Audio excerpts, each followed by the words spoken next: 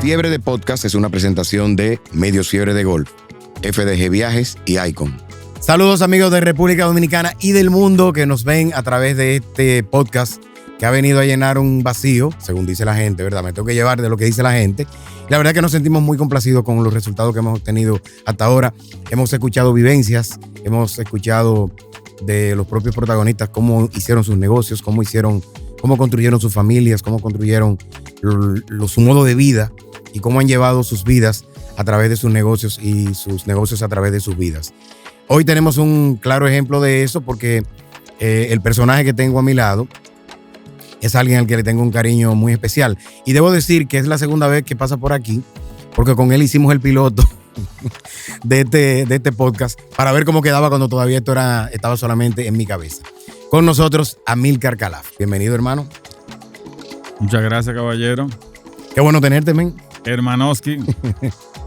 Siempre un placer estar juntos. Qué chévere. Sí, Amílcar estuvo y realmente de ahí fue que salió cómo lo íbamos a hacer, ¿verdad? Dónde íbamos a hacer las interacciones y las preguntas. Y entonces vamos a arrancar de una vez, Amílcar, como arrancamos con todos los invitados, porque yo creo que el génesis de todo es cómo naciste, de dónde naciste, de dónde te criaste, quiénes son tus padres, tu familia. Háblanos de eso. Nací en Santo Domingo, por la zona de Gasco, específicamente frente al Palacio Nacional. En esa calle viví hasta los 13, 14 años. Mi madre, Conchín García, de origen español, una mujer, la verdad, admirable. Y cuando te digo admirable, lo digo porque una de las cosas que pasó con mami es de siempre que me dejó ser. Y en ese déjame ser, me dejó jugar basquetbol, montar bicicleta. Yo me iba en bicicleta, me iba a San Cristóbal en bicicleta. Dormía 4 días en la playa con una sábana y 10 pesos. Y yo me pregunto ahora, si mis hijos quisieran hacer eso, yo me atrevería. Mira, cogen una bicicleta y atrás voy yo con el carro. Entonces, mi mamá dentro de todo eso me dejó ser. Mi papá, Amílcar, por igual, un personaje, vamos a estar claros. Se divorció yo muy chiquito de mami. Pero a pesar de todo, siempre mantuvimos contacto. Y una de las cosas que pasó con papi es que me regaló muchas frases. Cada vez que nos juntábamos siempre tenía una frase y me pasa a mí con la gente, cada vez que la gente me pide un consejo, y de hecho parte de un proyecto que tengo se basa mucho en eso. Entonces, ese fue como mi niñez. A partir de ahí, mucho basquetbol. Cuando estoy en un proceso ahora como de meditación y revisión, un proceso muy interesante. Y oye, la bola de baloncesto aparece en la historia de mi vida desde que yo tengo como 6 o 7 años. Parece la mía también. Y a partir de toda mi juventud, toda mi adolescencia, inclusive hasta los 20 y pico, 30, ya tuve una lesión que tuve que dejarlo realmente. El basquetbol fue parte de mi esencia. Y de hecho, cuando el basquetbol sale, quien entra, entonces el golf. Que gracias a Dios me dio, porque me di cuenta con el golf. Yo siempre he sido muy competitivo. Yo no entro en una cancha a perder, yo entro en una cancha a ganar. Y no deseando que tú pierdas. Yo deseo jugar mejor que tú. Entonces, tuve el baloncesto y durante 1 año o 2 años en lo que llegó el golf a mi vida, yo tuve lo que se llama como una España boba. Yo iba al gimnasio y todo eso, pero yo no era feliz. A mí me faltaba algo, claro. Y cuando comienzo con el golf, me di cuenta de que me faltaba la competitividad. Y un poco eso fue como todo mi proceso de niñez y eso. Esa niñez frente al palacio. ¿Jugaban ahí como jugaba uno de chiquito? No, ahí en la calle jugando a la plaquita, ese tipo de cosas. Plaquita, botella, basquetbol en la calle, alto pao, vitilla. Yo no te puedo decir, pasamos susto. Mira, nosotros teníamos el palacio, ¿no? ¿Verdad? Entonces, en esa época tú te subías a los techos de la casa, ¿me entiendes? Y en los techos tú jugabas y todo eso. Bueno, pues una vez subimos al techo de una casa y subimos con una escopeta vieja. No tenía tiro, estaba oxidada. Vaina de muchacho. Y entonces el palacio llegaba hasta prácticamente frente a donde estábamos nosotros. Y cada ciertos metros habían guardias. Y al guardia que estaba enfrente, nosotros nos lo hemos boceado de allá arriba con la escopeta. Levante la mano que usted va preso. No, pero tú me estás Feli, a los 10 minutos, bajó de la Guardia Nacional, de la Guardia del COS, bajaron como 10 guardias, nos bajaron de la azotea, nos metieron en el DNI que estaba en ese momento ahí adentro, nos empezaron a entrevistar en la palabra. 10 años, 12 años. Pero ahí nos dije, ¿dónde está tu papá? ¿Dónde está tu...? No, ustedes van para allá. Y una vecina que vio cuando nos llevaban en filita fue que avisó. Y ya tú sabes, mi mamá no se enteró de nada, porque mi mamá en ese tiempo trabajaba inclusive los fines de semana. Que hay que decir que eso eran los tiempos de Balaguer.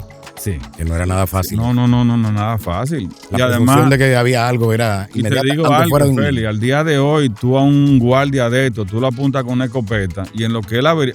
La suerte que aquí en ese momento no hicieron nada porque hubieran tirado. Ay, Dios mío, ¿dónde estudiaste, Amílcar? Yo estudié un chiquito en los Benjamines, pero ya desde segundo curso hasta que me gradué estuve en el Loyola. Ahí fue mi formación, ahí fue mi educación. Y la verdad, Félix, te puedo decir que tengo una deuda con el Loyola inimaginable. Porque entre el baloncesto y el Loyola me sacaron de la calle. Y la calle en la época de nosotros era muy complicada. Sí, era complicado. Entre alcohol y otro tema era muy complicado. No habían tanto controles como hoy en día. Es más peligrosa, pero era más complicado. O sea, es que ahora hay más, quizás más libertad de hacer algunas cosas y más acceso también, porque antes nosotros lo único que teníamos era el ron. No, el tema era el acceso es impresionante. Pero a mí, yo llegaba al colegio a las 2 de la tarde y yo estaba a las 2:30, 3 en el colegio de nuevo. Metí en una cancha de basquetbol hasta las 6, 7 de la noche. Entonces, el Loyola me regaló educación, pero me regaló también formación. Y te digo, y una dosis de responsabilidad que a la fecha de hoy me persigue. Es decir, yo cuando me gradué en la universidad, yo los últimos 3 años tuve inscripción condicionada de lo que yo fuñía, para que tú tengas una idea. Y dentro de ese proceso de inscripción condicionada, bueno, me graduó. Cuando comenzamos la universidad, que empiezan a hacer los trabajos de grupo y todo eso, yo veía a estos tigres que nos juntábamos a trabajar y nadie hacía nada. Y todo el mundo bebiendo, fuñendo, viendo lo que sea, menos trabajando. Y yo decía, señores, pero vamos a darle. Y en un vamos a darle de eso, yo me quedé pensando, digo, pero este no eres tú, Amílcar. Es decir, el tipo que fuñía tanto en el colegio, y me di cuenta que el Loyola sembró una disciplina, y es aquí atrás, sembró una disciplina y una forma de ser y hacer la cosa que al día de hoy, gracias a Dios, me acompañan. Muy bien, yo me lo imaginé porque conozco la mayoría, bueno, no la mayoría, pero conozco muchísimos de tus amigos que se graduaron contigo. Sí. Tengo muy buena amistad con muchos, incluso antes de que tú y yo nos conociéramos. Ya conocía yo gente que estaba contigo, como los Dalí Santiago, Jan Rondón, varios de ellos. Hermano mío. Exacto, que luego después salió que Amílcar y yo nos hicimos amigos y resultó que también eran amigos míos. Entonces, chévere. ¿Cuál fue tu primer trabajo? Mi primer trabajo, es que hay 2 trabajos, el oficial y la primera picota. No, la primera picota, ¿cuál fue? La primera picota, yo y un tío mío, pero comenzó por mi tío. Mi tío se dio cuenta de que en los restaurantes, cuando tú pedías entrada, te ponían pan con ajo y una serie de cosas. Pero no te ponían nada típico dominicano. Y mi tío dijo, pero ven acá, ¿por qué no empezamos a traer casabe? Que se convierte en parte de eso, especialmente en los restaurantes. Acuérdate que los restaurantes antes no eran tanto para los dominicanos, sí, eran más para los turistas. Entonces, decía para que los turistas prueben el casabe. Y comenzamos ese negocio. Yo era el chofer. Y mi tío, bueno, el inversionista. Y nos íbamos a Villa Mella a comprar casabe. Logramos que nos lo hicieran una versión más pequeña, que ya es común, pero en ese momento no. Y lo hacíamos. Luego mi tío me dejó el negocio y yo me iba una vez a la semana, me iba a Villa Mella, recorría Villa Mella entera. Yo tenía una persona en particular que me lo hacía. Pero a veces cuando los pedidos excedían la capacidad de ella, bueno, pues yo le daba. Mira, Félix, para no hacerte el cuento largo, en una digo yo a mi abuelita, ven para que me acompañe y tú veas lo que yo hago. Ese día no había casabe en ningún lado. Tuvimos que meternos en los cañaverales de allá abajo de Villamella, de lo más profundo. Mi abuela quería morirse. Yo nunca había visto tanto haitiano al día de hoy. Yo creo que hay más haitianos que en Frius. Pero vine con mi Casabe y ese fue mi primer negocio. A partir de ahí, bueno, trabajé en Placa y Trofeo Mainardi, pero ya comenzando la universidad, y yo tuve la suerte de que en el segundo cuatrimestre de la universidad ya conseguí trabajo en una agencia publicitaria como copy. Ahora sí te digo algo, yo ganaba 400 pesos y el mensajero ganaba 450. Así fue que entraste en el mundo de la publicidad. Así entra el mundo de la publicidad. ¿Cómo se llamaba esa agencia? Publimagen. Aquí había un banco, se llamaba Banregión, que después se convirtió en Grupo Banregión, partió de Santiago. Ellos, dentro de su proceso, decidieron, más que contratar una agencia, tener una agencia. Y esa agencia le daba servicio a Banregión, a Juan J. García, que en ese momento era de los dueños del banco. Ellos importaban, eran la gente que tenía Mexana, Steel Lauder, una cantidad de productos impresionantes. Entonces, yo era el creativo de todo eso, al punto de que al año y pico, 2 años, abrimos una sucursal en Santiago. Y yo pasaba 3 días en Santo Domingo y 2 en Santiago haciendo creatividad para los clientes. Tú sabes que la época de esa publicidad era una publicidad muy, muy, muy romántica, ¿verdad? Con una terminación diferente. Estamos hablando de los tiempos de Reto, ¿verdad? Sí. La publicitaria que estaba ahí en Gacue también, Sí, de René del Rico y claro. José Augusto Tomén, ¿verdad que sí? Que tenía, por eso se llamaba Reto, era de René y Tomén.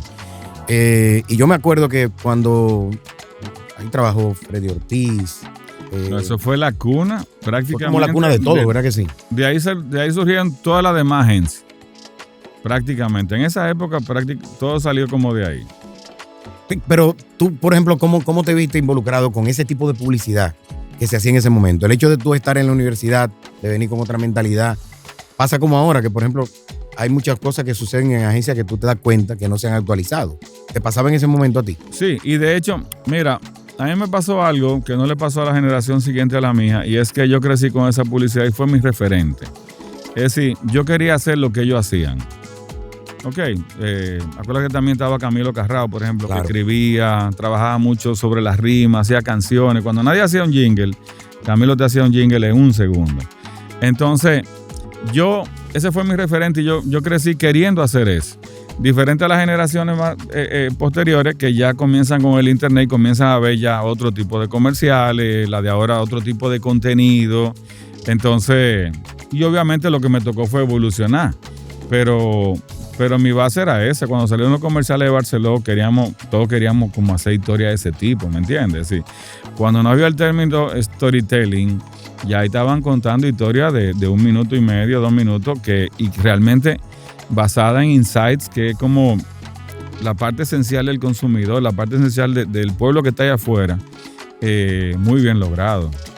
¿Cómo tú sentiste que tu vida giró hacia ese nuevo tipo de publicidad que quizás estaba evolucionando junto contigo? Porque ustedes eran los nuevos publicistas, los que iban a estar dominando el mercado. ¿Cuándo sentiste que en términos tuyos como profesional tu carrera dio un giro? Mi carrera sigue girando todos los días. Bueno, pero en aquel momento. Todos los días hay un trigger que te obliga a cambiar, ¿me entiendes?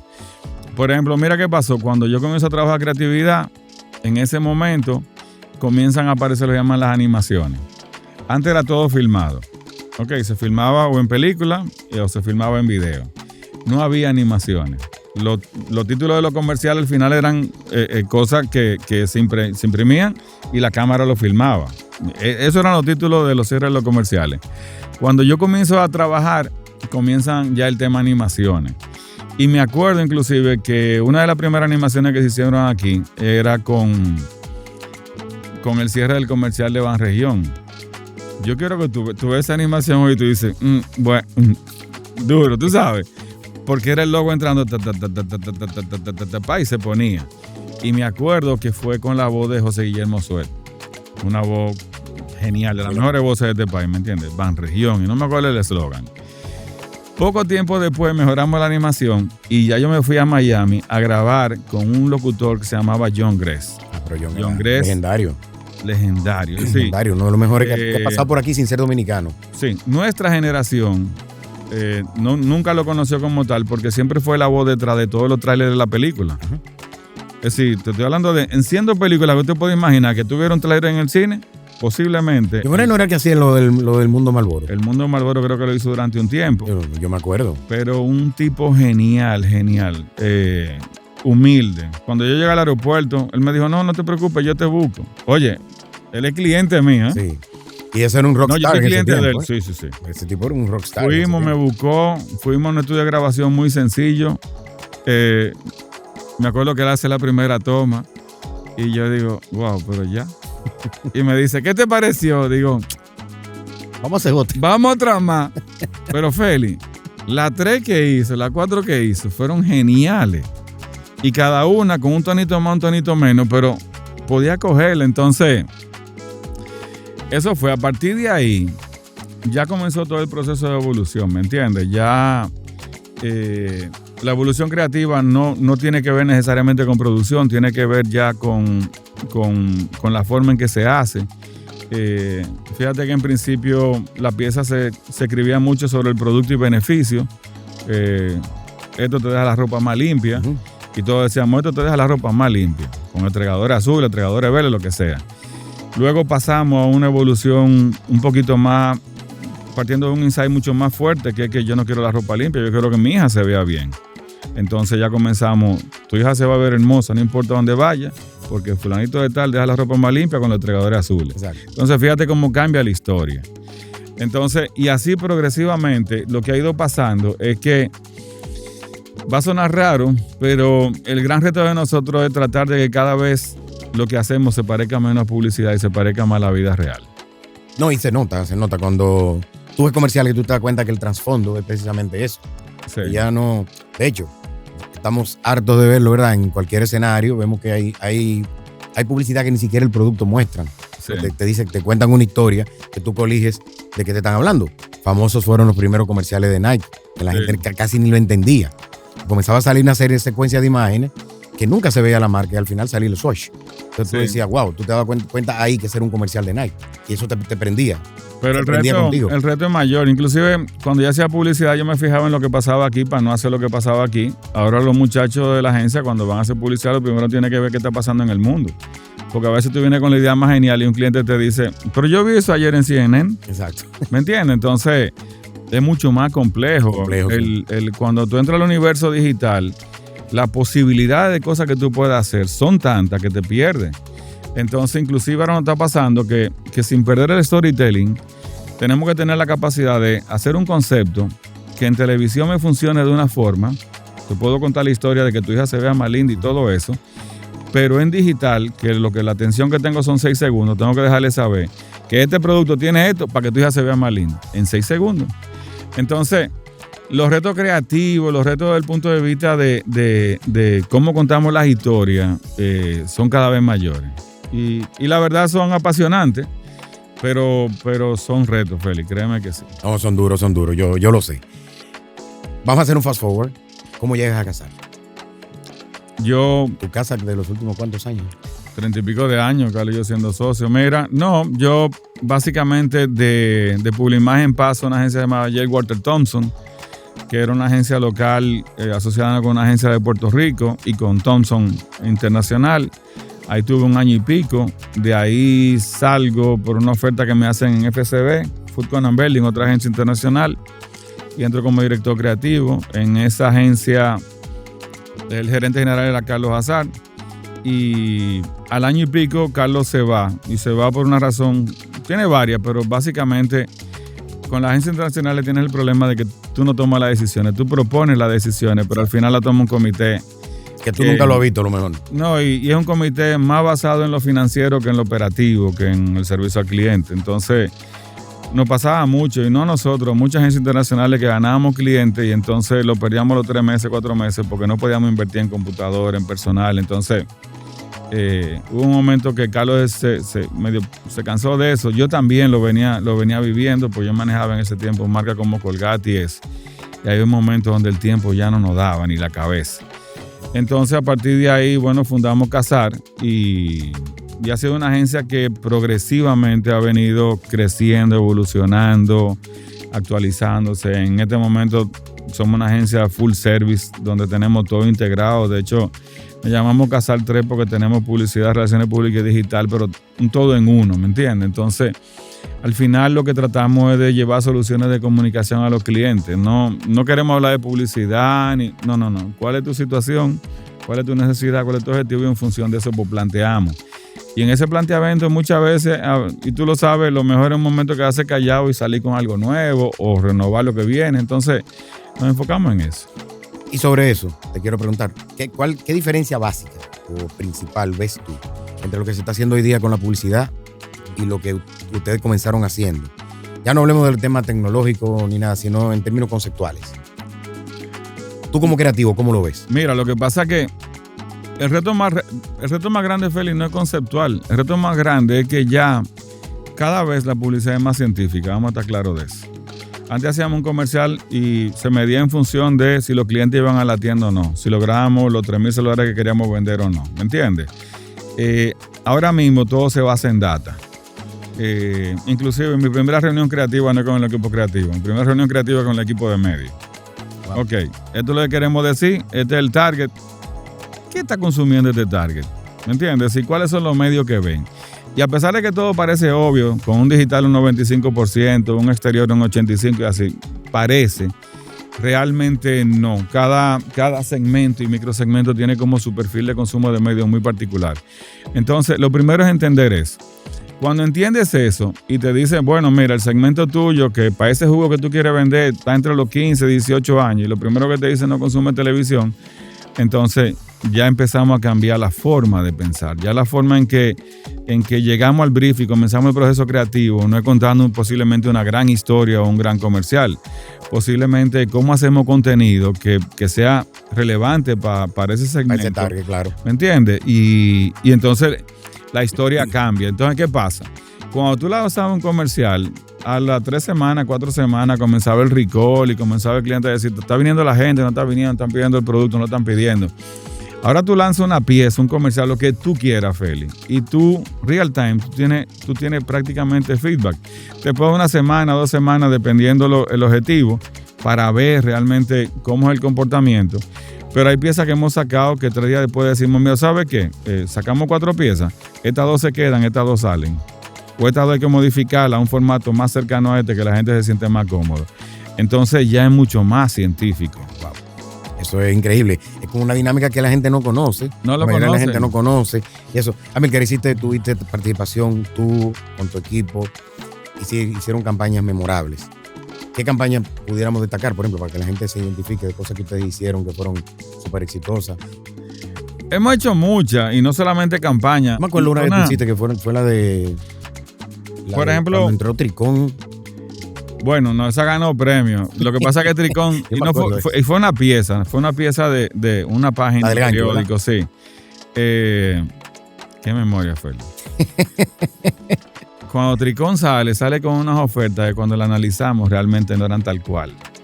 Entonces, yo hice una pieza, ojalá acordarme el copy, pero no me acuerdo, pero era un escrito. Entonces, decía como, fíjate bien, y entonces unos lentes, porque detrás de esta oferta se veía como una gráfica de oferta. Hay un maco, se veía un maco. Sí, yo me acuerdo. Que detrás de ese maco hay un gancho. Oye, una pieza ganó los premios del Listín Diario. Pero no, nosotros hemos hecho muchas cosas. De las que más hemos hecho, que a mí realmente me toca mucho el corazón. La gente no se imagina la cantidad de canciones, de jingle que han cantado de nosotros, que vinieron de la agencia. Lo que pasa es que las piezas salen y tú eres transparente, la gente no se entera quién la hizo. Entonces, mira, campaña mía, muchas, posiblemente para mí una de las más memorables, Yo Soy Claro, que marcó un antes y un después, posiblemente en la comunicación. Y el jingle era buenísimo.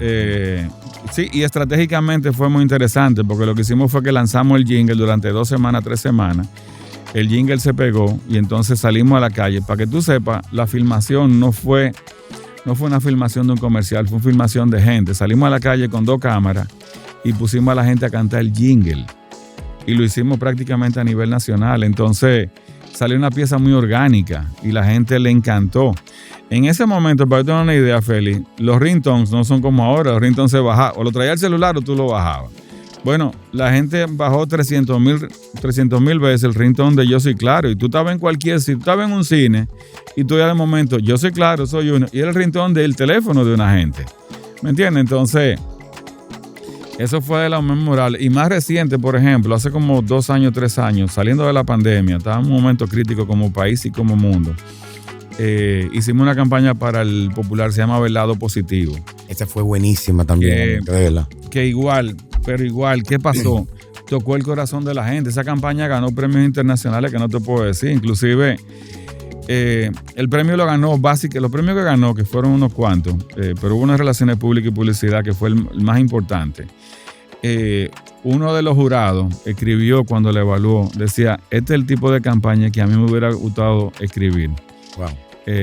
Gente muy memorable. Entonces, como eso hemos hecho muchas cosas más, hemos hecho casos muy interesantes.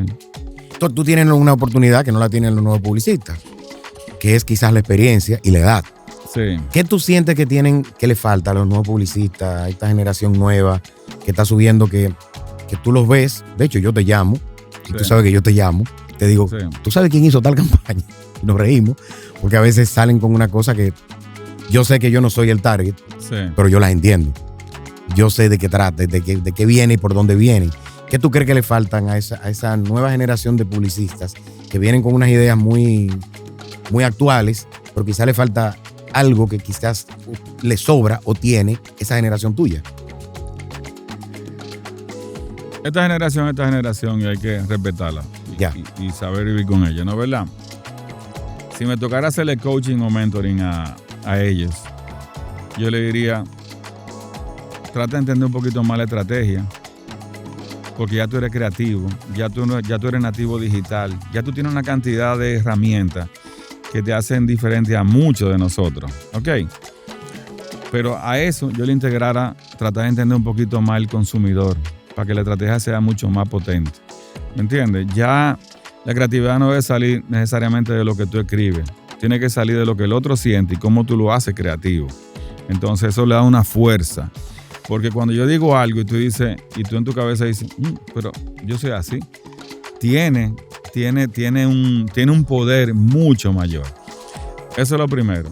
Lo segundo, esta generación, y eso lo entiendo, tienen su tiempo, manejan su tiempo, y eso me gusta porque lo hace dueño de su vida. Y eso es muy válido. Pero dentro de ese manejo de su tiempo, yo le diría que de vez en cuando seamos un poquito elásticos con el tema compromiso. Es decir, tratemos de poner esa milla. Ok, yo decía una milla extra, con 500 metros extra, pero un poquito más. Porque a veces siento que somos como muy autómatas. Y la verdad, Félix, cuando tú quieres lograr algo, tú tienes que poner ese chisma. Y ese chisma no siempre es una mejor idea. A veces una mejor idea trabajada a tiempo. Exacto. Ok. Sí. No, y yo me imagino también, por un tema presupuestario, que a veces las mejores ideas no salen porque no hay presupuesto para lograrlas. Un ejemplo es, que lo hemos visto muchas veces juntos, cualquier Super Bowl. Esos anuncios que salen, que son fantásticos. Uno ve y dice, wow, un equipo creativo que estuvo detrás tratando de vender una idea, pero cuando le dijo al cliente, te cuesta $10 millones, el cliente lo aprobó. Entonces... Sí, Félix, pero te digo algo. Las mejores ideas tienen que salir de donde tengan que salir. ¿Me entiendes? Sí. A veces en casa no se come mejor el día de la compra, que está la nevera llena. A veces en casa se compre el día ya, que falta un día para la quincena, que no hay nada, y decimos, ven acá. Y ese aceite verde con ese chin de rúcula, con ese pasta y un chin de casabe tostado. Y ese día posiblemente comemos como mucho más sano, mucho más gourmet que el día que tuvimos todo. Entonces, el momento ideal para generar una idea no se te va a dar. El momento ideal está aquí. El momento ideal está cuando llegue el brief y te dicen, hay 100 pesos para ese comercial o hay 1,000,000 de pesos para ese comercial. Bueno, hay 100 pesos. Arrajas el caco. ¿Qué podemos hacer con esos 100 pesos? Muy bien. Mira, vamos a hablar de tus hobbies. Ahí tenemos una sorpresa, pero la estoy reservando para el final. Pero que obviamente yo sé que es el golf. Pero tú tienes otro hobby también. Tú eres fumador. No, yo hobby tengo unos cuantos, pero... Unos cuantos. Ahora sí te metiste en pádel, pero creo que el golf es tu principal pasión, ¿verdad? Mi principal pasión, yo me he dado cuenta, Félix, que es competir y ser feliz, de verdad. ¿Y por qué te digo eso? Competir porque al golf en esta última etapa, estos últimos 6 meses, le sumé el pádel y me ha fascinado. Me ha fascinado pero el pádel tiene como 2 connotaciones. Una, cuando entro con 3 jugadores de muy buen calibre, entro a competir. A darnos piña, corremos para atrás, para adelante y todo eso. Pero el pádel también me ha gustado porque tiene la connotación de competir en familia. Es decir, hay un momento determinado donde un domingo vamos yo y mi esposa contra Amir, que es mi hijo de 16, y Verónica, que es mi hija de 20. Entonces, ¿qué pasa? Cuando estamos jugando y yo una volea va a Amir, yo no se la tiro suave. Yo le tiro un fundazo y a mí lo mismo para mí. Pero, por ejemplo, si en un momento determinado va una volea a Verónica, no se la regalo, pero no es la misma volea, se la pongo más fácil. Pero ¿qué pasa? En ese ponérsela más fácil, cuando entro a malla, resulta que esa Verónica me tira un globo para atrás. Entonces tengo que salir huyendo para atrás. Y te digo la verdad, Félix, yo una jugada de un domingo cualquiera, sudo igual, prácticamente, que la que sudo con los Tigres. Porque cuando juego con jugadores de más calibre, él le corre a su bola y yo a la mía.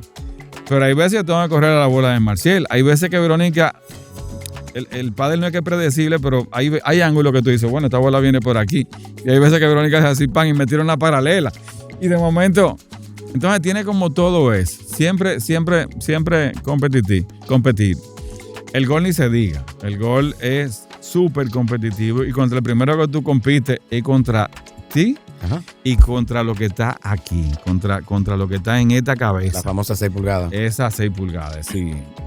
Tú puedes venir jugando automático y cuando llegaste a un hoyo que está rodeado de agua, un Island Green, todo se transforma, ¿me entiendes? Y si vienes perdiendo, tú dices, bueno, un tiro más. Y si tú vienes liderando, ¿me entiendes? No es un tiro más.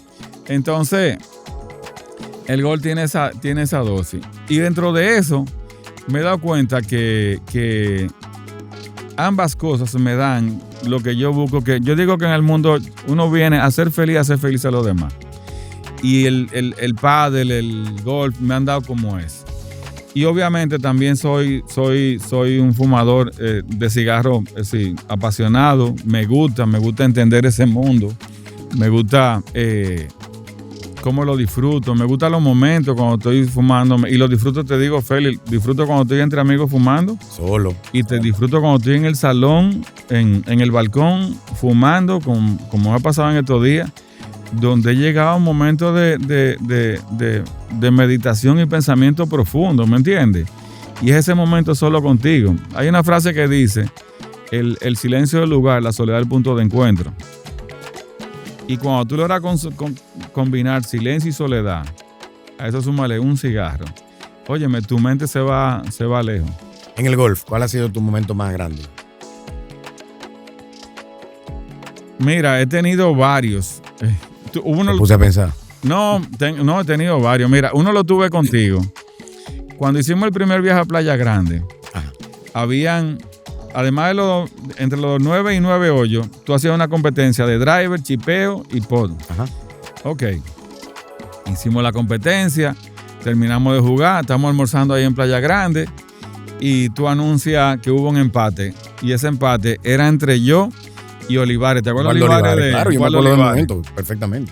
Entonces, pero Félix, yo estoy en chancleta, yo estoy comiendo tranquilo. No, que hay un desempate. Y, ok, ¿cómo va a ser ese empate? Y si tú dices, bueno, vamos al putting green. En el putting green, el challenge que había es que el green, en una caída muy, muy complicada, la bandera tenía 3 círculos. Un círculo pequeño, uno mediano y uno más grande. En ese momento, parece que yo la dejé en un punto y eso me sumó punto y por eso empatamos. Bueno, el desempate aquí. Digo, oh Padre Señor, Olivar era un tremendo poteador un principiante. Y yo un principiante. Y yo a todo esto digo, tengo una de dos, o poteo con la chancleta o poteo descalzo. Digo, déjame conectar con la tierra. Y me quito la chancleta, Félix. Yo me acuerdo, no, eso fue teatral, la quitada de la chancleta. Hacemos el sorteo. ¿Quién potea primero? Olivares. Digo yo, vamos a darle. Félix Olivares potea, la deja en el primer círculo. Digo yo, si soy muy agresivo, puedo coger segundo, primer círculo y gano, o me puedo salir el green, porque era una caída un poco... si el que puso esa bandera es un malvado. Un malvado. Poteo, Félix, y la dejo en el primer círculo igual que Olivares. Potea Olivares de nuevo, ya tiene el toquecito, le cogió, potea mejor, Félix la deja en el segundo círculo. Digo, mira tú, caramba. Y era chiquito el segundo. Sí, vamos a darle. Poteo, Félix, con más miedo que vergüenza. Pan, la dejo en el segundo círculo. ¿Sabes? Cada vez que poteábamos los tigres. No, yo me acuerdo, ese fue un momento increíble. Y entonces un grupo aplaudió a Olivares y un grupo me aplaudía a mí. Tercer Olivares potea un lince. Félix casi la mete. La dejó a 2 pulgadas. Ya yo estoy, Félix.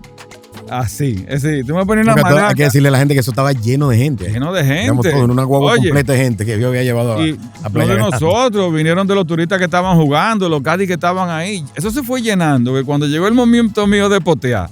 Había mucha gente, yo me acuerdo. No, Tiger era un niño es lo mío. Félix, y yo en este proceso, que es lo que le doy gracias a Dios, porque, y se lo digo a mis hijos que lo admiro mucho por eso. Lo más importante, Félix, es que el miedo no te detenga. Lo más importante es que el miedo suba tu estamina, suba tu cosa, pero nunca te detenga. Pues mira, yo no me detuve, Félix. Yo me paro ahí, poteo mi bola.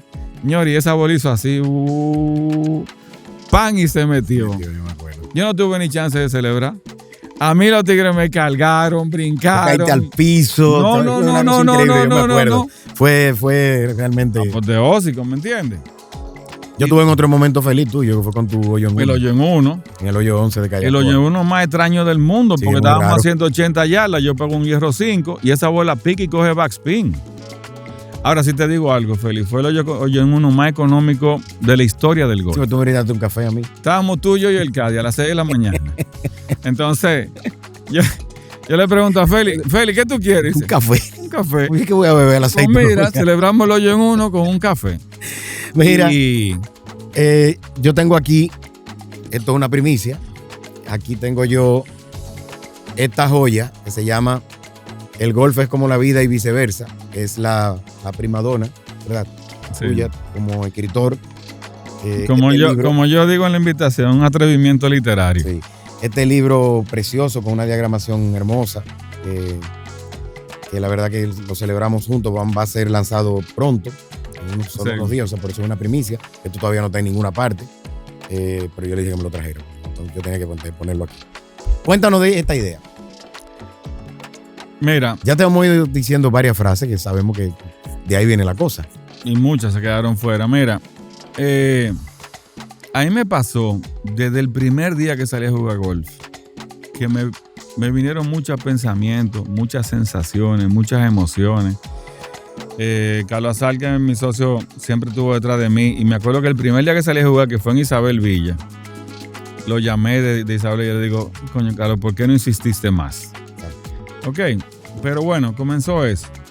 En el proceso, y tú lo sabes, yo siempre he sido ocurrente, yo siempre suelto frases. Y, por ejemplo, yo me acuerdo cuando los amigos se incomodaban, incluyéndote a ti, incluyéndome a mí, cuando fallábamos un poco, hacíamos un bogey, yo le decía, señores, el único lugar que no podamos hacer bogey es en la casa porque no trae problemas o en la oficina porque nos cuesta dinero, pero aquí esto tiene que ser un juego.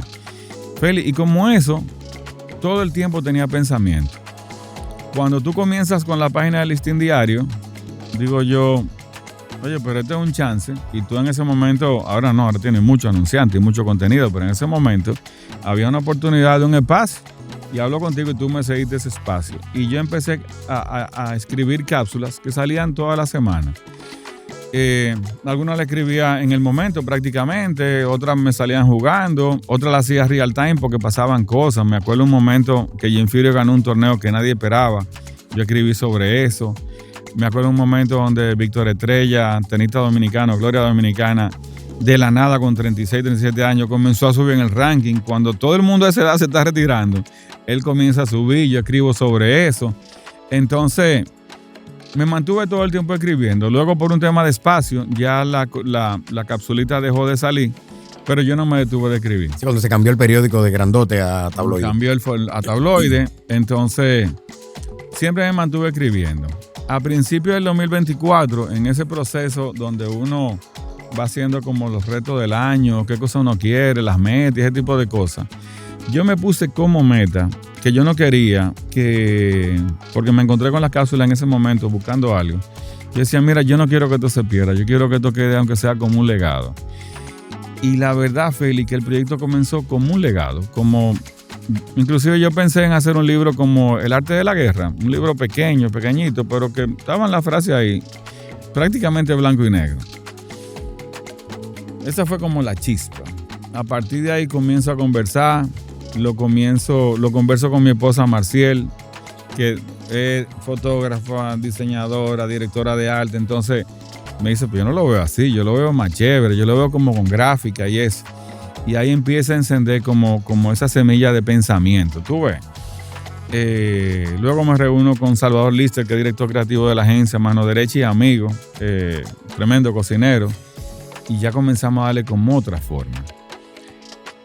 ¿A qué forma llega al final? ¿A qué forma final llegamos? Prácticamente a este libro, pero es un libro totalmente innovador, Félix, porque es un libro, primero es un libro ecléctico, porque ninguna página es igual a la otra, sino es un libro como un libro tradicional que tú vas leyendo. Aquí tú vas leyendo frases, pero con un diseño, con una forma de cada uno es diferente a la otra. Eso es lo primero.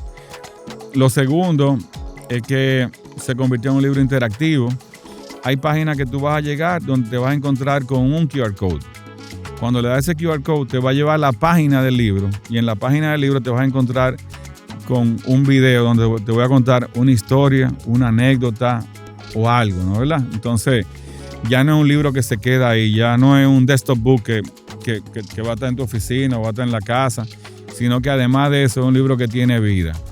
Y dentro de la página, parte de lo que va a pasar es que el libro va a seguir evolucionando. Porque ¿qué pasa, Félix? Cada vez que le cuento una frase a alguien me dice una para atrás, o un comentario o algo, y eso genera como una chispa para una frase nueva. Y si tú me preguntas a mí, yo tengo ya frases para el segundo libro, para la evolución de este libro, ya prácticamente la tengo. Está muy bien el libro, ¿eh? Me ha sorprendido. Digo, no esperaba menos, ¿verdad? Ya yo sabía lo que venía, pero realmente cuando lo tomas en la mano, sí, yo me siento muy parte de este niño. Y salió de ahí.